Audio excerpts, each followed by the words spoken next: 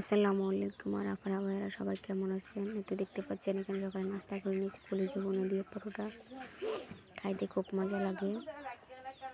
এখানে দুপুর রান্না করার জন্য শাক নিয়ে নিয়েছি, ডাল দিয়ে রান্না করবে, মাংস নিয়ে নিয়েছি, ধুয়ে পরিষ্কার করে কেটে ভালোভাবে আলু দিয়ে রান্না করা হবে। এখানে পেঁয়াজ, রসুন, টমেটো, কাঁচামরিচ যা যা লাগে সব কিছু নিয়ে নিচ্ছি।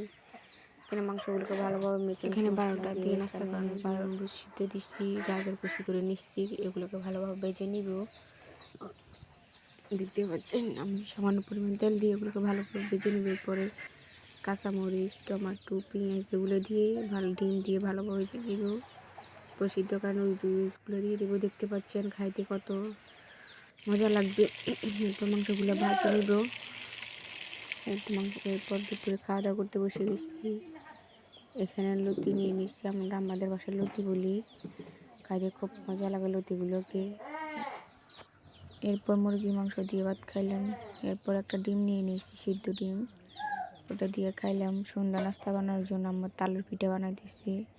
দেখতে পাচ্ছেন, দেখতে কত সুন্দর লাগতেছে। এখানে সন্ধ্যা নাস্তা করানোর জন্য তো পিঠা বানাবো আম্মু। তালের পিঠা, এখানে নারকেল, চিনি যা লাগে পরিমাণ মতো সব কিছু দিয়েছি। তো পিঠা বানানোর জন্য আমরা কিলি বলি, কাঁঠালের পাতা দিয়ে কিলি বানাচ্ছি। দেখতে পাচ্ছেন, দেখতে কত সুন্দর লাগতেছে।